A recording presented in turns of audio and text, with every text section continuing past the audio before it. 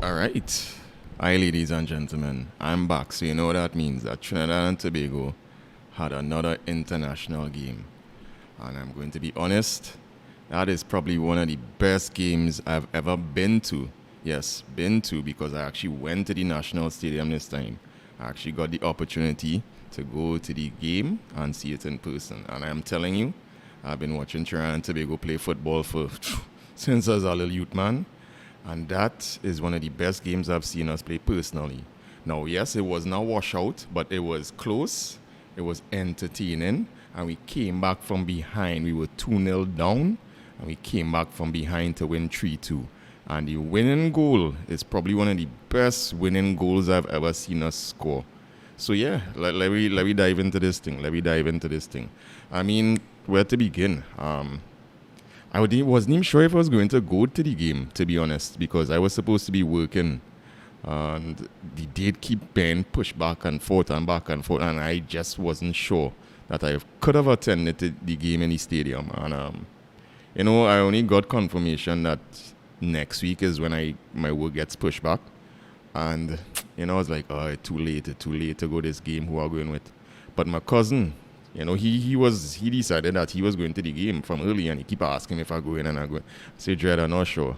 And I only made up my mind yesterday, 6 o'clock in the evening, to go to the game, and I think that's one of the best last minute decisions I ever made, because it was a cracker, as they say. It was really good. We went to the covered section. I mean, it was the first time I went covered section for Trinidad and Tobago football. Normally I go uncovered. To me, that is all the vibes is be. But it was a different experience this time going to the covered section. It had a lot of dignitaries there. We saw the Prime Minister, Dr. Keith Rowley. He was actually very close to us. The man, he wasn't even sitting down in the press box or anything. He was in his stands. In his stands with the people. So it was cool. It was cool going to the covered section. I don't know. Like I say, for Trinidad and Tobago, I like to be in the uncovered. I've been in the covered section before for like secondary schools football and CONCACAF Champions League game, but I mean, it's good to experience something new. So let me talk about the game. Dread. I'm filming this the day after, hours after actually, because the kickoff was so late, Dread. 9 o'clock kickoff. Normally I know we kickoff games, we play games like 7 o'clock in the night. This one was 9 o'clock, and I didn't get home until after midnight, Dread.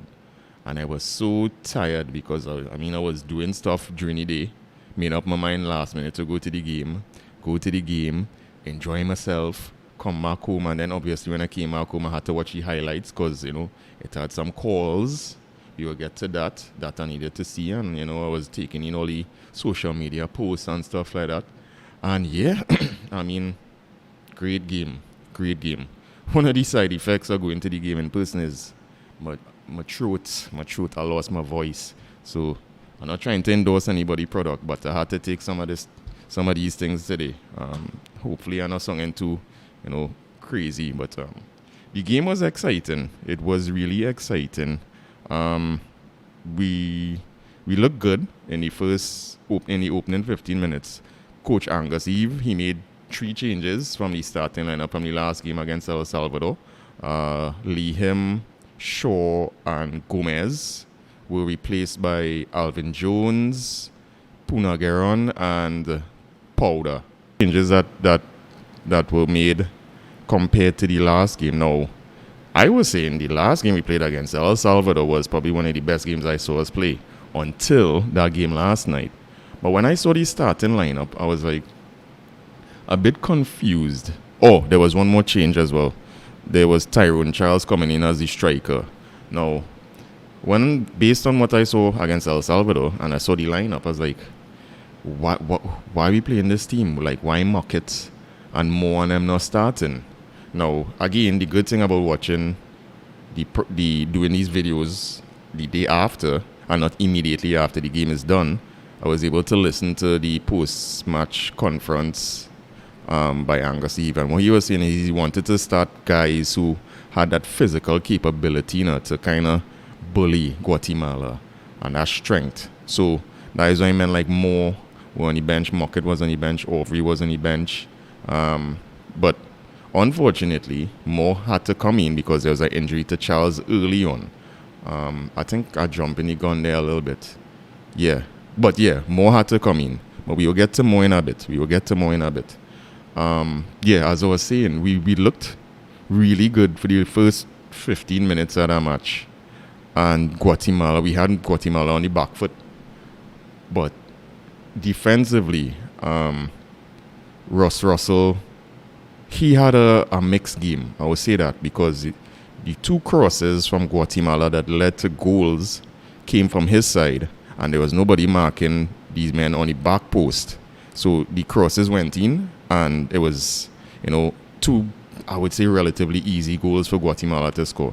Now, the first goal, when I saw it, my cousin was saying, boy, that is offside, dog, that is offside.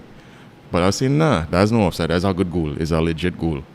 But, when I came back home and I watched a replay, from the angle we were seeing, by the time that fella, I don't even think it was a cross, he took a shot. And the guy who scored eventually, he looked offside. So I had to give my cousin credit, he called it. And to me, it looked real offside. And everybody else was saying it looked offside. Right? The second goal that Guatemala scored, they went 2-0 up. Again, a ball that should have been cleared. The guy he beat, Ross Russell was on him and David was on him. He managed to get back the ball, beat two of them, put in a cross. And, it was a good finish by the Guatemalans. The guy got two chances, two bites at the cherry, as they say, and he scored. Went 2-0 up. You could have heard how everybody in the stadium was vexed. Because, as Angus Eve was saying, the plan wasn't to go 2-0 down because Guatemala really wasn't playing anything at that point in time. We were looking good. We were counter-attacking good. It's just like the final product was missing up front. In the midfield, certain things I still think our weakness is our midfield. Still think so. Hackshaw, it had Hackshaw, Punageron, and Rampasad was kind of there as well in the midfield. Now, the lineup, it was kind of like a 4-4-2, but not really. Because before Charles got injured, he was the lone striker. And it was Rampasad basically playing as an attacking midfielder in front of Punageron and Hackshaw. And, on the wings we had Telfer and Powder. Powder looked real isolated, Dread. When you were watching the game, he was on the... What wing he started on? I think he was in the left. And then eventually he switched with Telfer to go on the other wing. And again, on that side, he was looking really, really isolated. I think he was kind of out of the game a bit. But, he kind of redeemed himself. He redeemed himself because just before halftime, Punageron swung in across. It wasn't dealt with by the Guatemalan keeper. We had a couple guys in the box that could have tapped it in, but, it was a scramble. We got a second bite. Powder went into the box. He was fouled, in the edge going into the box. Penalty. It could be go either way, but sometimes luck is go your way. Because, like I said, the first goal was offside. And we get the penalty. Alvin Jones stepped up. Great penalty. Great penalty. It was 2-1. Halftime came. As I was mentioning, Charles was injured and Rion Moore came in. And to me, Rion Moore always have to start, Dread. Man have to be a starter. He needs to start because we will look so threatening when he was on the ball going forward. The man was taking on guys. He was, pushing forward. He was aggressive going forward. He had some good chances to score. He ended up scoring to equalize at 2-2, but he had some other chances he should have probably put away. We look good on the wings. Ross Russell put in some good crosses. Telfer put in some good crosses. I think we need to work on those crosses as well because we had guys in the box waiting to, we just needed the service. But yeah, so at that point in time it was 2-2, and we fought our way back into the game. Now going into this game, they were saying that we needed 2 points on the next two games, which would have been this one and the one we're going to play against Curacao, to try and progress out of the group because relegation is not an issue anymore. But I think we needed the win. just to cement our position going forward. And at 2-2, I would be happy with that point. Guatemala withdrew a little bit, but then they kind of fought their way back into the game, and they had real good chances. Dread. Denzel Smith makes some big saves, real big saves. There was a goal line clearance. That guy hit a ball off the crossbar. It didn't cross the line. I will talk about this after. It did not cross the line and was cleared out. Big up to Denzel Smith. He made our next great save. A cross came in, and the ensuing attacker, slid in, hit the shot. Denzel Smith saved it. Unfortunately, Smith got injured there. He got injured, and eventually he had to come off, and he was replaced by Bigot. Bigot made some big saves as well. When he came in, he was immediately called into action, and the man was real doing what he needed to do. So the both keepers performed exceptionally when they were needed by us. So at that point in time, the game was going back and forth. Like I say, we had real chances going forward. Overy ended up coming in, Muckett came in, and then we had Ryan Moore as well. So we looked good. Overy looked real good, especially going on the next flank. But again, I don't know. The attacking options, I still feel we missing like the clinical aspect of it. But Ryan Moore redeemed himself. It was off our corner. Somebody got a header. The Guatemalan keeper made a good save, but he, with scramble and Ryan Moore, that is what a striker is supposed to do. You had to be there at the right place at the right time to tap that injured. And like I say, back and forth game. It was we could have lost, but we also could have won, which we eventually did win, because in around the 89th minute or something like that. No, not the 89th minute. Around the 81st minute or something like that. We got a good free kick in a dangerous area. Dangerous areas. We was trying to figure out who gonna take it, right? One of the substitutes, Nathaniel James, came in, and he looked real good as well coming into the game, and he stepped up, and that I can't remember the last time I saw us score a free kick like that. Was it Silvio Span or something? I mean, I'm again kind of old. I can't remember everything, but Nathaniel James stepped up with a boss free kick, Jed. The Guatemalan wall, I don't know what it was doing. Like them problem. They didn't really jump. The keeper didn't move. And string up the goalie dog in the corner. 3-2. At that point in time, we could have go for the kill. We tried to go for the kill, but some of the boys were real tired, and like I say, the crosses just wasn't happening. The defense, Hackshaw had a real good game. Eve say, Hackshaw just come on the stick because of a big belly. And I personally kind of said that. Hackshaw, if you're watching this, I didn't mean any disrespect, but the way I see you fight Dread Dog, you'll do it. It had a passage I played specifically, probably 5 minutes into the second half as it now started. You collect a ball, I think, in your face or something, and then you run on the ball again and then get hit again in your body.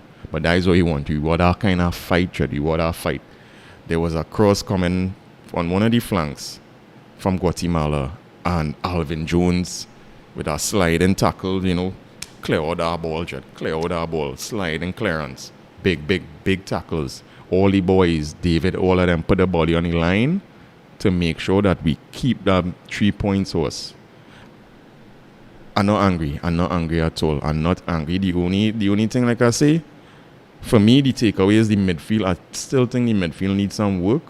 Maybe Muckett should start, but I understand what Eve was trying to do. But even when Muckett came on, he had some misplaced passes. So the midfield, I think, if we could sort out that midfield, we will be really good. We will be one of the better teams in CONCACAF, because we played 3 games. We won 3. I wasn't expecting that.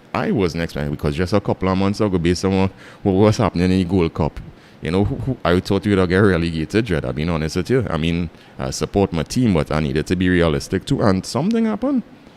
A lot happened, because a lot of the senior players, they weren't called up. It had, the controversy as well. You had real, detractors Everybody was saying he playing counter-attacking football. Some ex-national coaches, was kind of, I wouldn't say criticizing, but, questioning what he was doing. But it working. The draw against these teams, it helped us. And we playing teams that are evenly matched. Now, we ain't started to tackle the big boys as yet. We will get to that level. But we competing with the teams that we should be beaten and who we have been beaten historically. These are the teams that we need to be competitive against. And we have looked competitive for the last 3 games. Is when we go to the Canada, Mexico, Costa Rica, the US. If we could start being competitive against these teams, we on the right path. For sure. Now, there were a couple of things I wanted to talk about. Both of them linked together, right? Interlinked. On social media, right? I don't want to point out any country specifically, but I think if you're from Trinidad, you know who I'm talking about. The Central Americans. They're all over social media hating on all the posts pertaining to Trinidad and Tobago. They have the worst things to say, sometimes very nasty things to say. Now, I'm not going to say what they're saying, and I'm not going to stoop to their level, right? We shut them up with the style of football we play. We silence them with the style of football they play. But they had a lot of things to say that CONCACAF favoring us. How was CONCACAF favoring us, partner? I don't understand that, because all your team break the rules and all they get kicked out, all they vex at us for that. Who fault is that? CONCACAF favoring us, And they were watching the game. And I don't know if they were watching the same game as I was watching and everybody else in the stadium was watching and saying how the referee was favoring us. Partner, that referee was real horrible. That was one of the worst that I officiating I ever seen in my life. Right? Because all the 50-50 calls went against us. We had fouls that weren't called for us. Plenty of our players were being booked for almost the same thing the Guatemalans were doing. Right? Ryan Telfer went to attack a ball. He hit the keeper, I wouldn't say innocently, but it's an accident. You're attacking the ball. You can't blame the man. He got booked. When Denzel Smith had to come off, Guatemala did almost the same thing, No card. And you know who got a card? David, for asking the referee about that. That referee was horrible. The first goal they score, Guatemala score, was offside. I will call it offside. Now, based on what I seeing on the TV, the angle, it looked offside to me. Maybe I could be proven wrong, but yeah, so if that's our offside goal, right, and all the fouls going against us, all the calls going against us, we're getting booked, we're getting kicked down, nothing going our way, how CONCACAF, benefiting us? How we benefited from CONCACAF? I don't understand that. That mystifying. Oh, another thing. They were saying the ball went over the line. I will show in this video that the ball never crossed the line. All you need to go and get your eyes fixed. I can't believe I'm saying it. Somebody with glasses telling all you to go and get all your eyes checked. Because all they're just salty and all they have hate in all their heart. Right? I want to play all that again. Because the time all they meet us, we were in transition between coaches. And we were going through a little rough patch. And they get through. And then they bump in your gum and feel all the big and bad. But no. Shh. I want to silence all you. Right? I want to silence all your dread. I need to keep quiet. Right? We go deal with all you. But the referee was horrible. 10 minutes injury time, dog. That's insane. Like, I understand there were some injuries, yes. There were some substitutions, yes. But 10 minutes? Where that 10 minutes come from? Because in the last Nations League, right, when we needed to beat the same side, I don't want to call a name, they were time wasting. They were putting themselves on the floor. They were doing the same kind of stupidness. And you know how much injury time we got? We got 2 minutes to try and get a goal, right? Their time wasting tactics. So where this 10 minutes come from? The officiating was horrible. But nevertheless, the point is, we beat Guatemala. played 3 games. We have 3 wins. We're on top of League A, Group A, with 9 points. Second is Panama. They're on 7 points. Third is Martinique, I believe, on 6 points. Now, mathematically, we have not qualified for the next round as yet. There's still a very slim chance that we could not qualify. But all we realistically need is a point against Curaçao. And once we get our 1 point, we in. Whether we come second or first is we'll see how other results go in or that way. Because I believe Panama is going to be playing Guatemala. Guatemala still has a chance to qualify, so they're not going to make it easy for the Panamanians. Martinique needs to play El Salvador. Now El Salvador has looked horrible this entire Nations League, and I believe they might get relegated. But it's football is played on the field, so we will see. But so yeah, there's still we're not there yet into the next round, but there's still a chance that we want to count the eggs before it hatch, as they say. But yeah, we're looking good if we could get this point against Curaçao on to the next round, and yeah. And I must say, I was very pleasantly surprised that we get a good turnout in the stadium. Now, me personally, I haven't been to a national game since 2016. Now, don't call me a fraud, don't call me a bandwagonist. I have valid reasons for that, right? When the 2018 World Cup qualifiers were going on, I was in school, so I had night classes, and it was very difficult for me to go to any of these games. This was coming on to the end of my semester or in any of the program, and I had real things to do, real assignments, and so it was real difficult.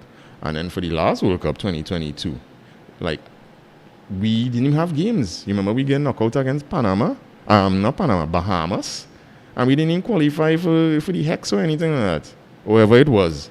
So we had no games. So I haven't been to a game, a Trinidad and Tobago game, in a very long while. And I was very pleasantly surprised that we get a good turnout. Can't remember the exact figure that the announcer called, but it was over 7,000 people.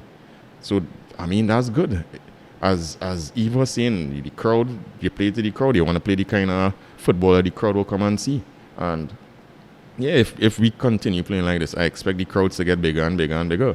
Now, once we qualify, I'm going to be positive, once we qualify for the next round, a draw, or ideally, I would like to beat Curaçao, because once we beat Curaçao, we win any group. Once we beat Curaçao, we win the group. For the next rounds, I would like to see more people there. But for the regulars who like to go and then, you had to get your tickets early, because Trinis now is bandwagonist. Everybody go want to come and hype up the scene. So, yeah, it was real good to see the crowd, the turnouts. It's always good, the rhythm section, the vibes, that Mexican wave, people booing. Dread. When Nathaniel James scored a goal, the man had me jumping and running up and down the aisles in the People's Stadium, Dread, like I was a little boy. I had to tell you the joy. I lost my voice, all kind of shippiness. But it was worth it. It was worth it. This is the Trinidad and Tobago I like to see. Now, I know we like to compare to the past, the York, Latter P, wherever. Them fellas, Stern John, whoever, Kenwin Jones, even Dabach. These fellas are their own people now, right? This is the next generation. Let them be the new heroes. Let us sing their praises to their name. Don't compare them to the past. Just let them perform good, and the support will be there. I will always support Trinidad and Tobago no matter who playing. I just want to see that we play good football. We could lose, We could lose. Nothing wrong with losing. We can always win. But you see the last 2 games, this game against Guatemala, the game against El Salvador, 2 of the best games I've seen us play. You know why? We didn't give up when we fell behind, Red. We fought. We fought our way back to wins. And that is what I want to see. That is what I like to see. Nothing wrong with losing, but lose with passion and pride if you have to lose. And, we win. So that's even better. So the next game is against Curaçao on the 17th. Now, for me, I was able to go this game yesterday against Guatemala, because we'll get pushed back. For me now, I will not be able to even watch the Curaçao game, because the work I'm going to do is deep south in the bush, and it's night work too. And I don't think I have access to Wi-Fi or internet, or it's real dodgy, and so I wouldn't be able to do any videos like this, any kind of reactions any kind of, I don't even think I'll get to see the game. For the most time, I just get to see the highlights or, watch a little news article or something on it. Hopefully, fingers crossed, I could see what's going on. If I could do a little quick YouTube short or something and post that, just to get my thoughts, it would be worth it. But if not, when I come back into civilization, I will definitely be doing a video. Maybe not necessarily on the Curacao game, but on this whole campaign so far, on the 4 games that we're going to be playing. And yeah. Alright guys, so that's it for me. It's always a pleasure to talk about these videos. Give my insight onto the game, my reactions, how I thought, how I felt. So, continue supporting. I know, small and I'm still new in this, but it's nice. Again, engagement, and I really appreciate it. Strangers that I don't even know giving me encouraging words, so I really appreciate that, Jed. Real appreciate that. And before I go, I guess I had to do the whole YouTube thing. If you like the videos, give me a little thumbs up now and, drop a little comment and a little subscribe. It is help. It is help, and it show me that, you all enjoy what you all see in here. So, signing out. You all take care. 3 points, 3 goals, 3 wins, dog. We out. Later.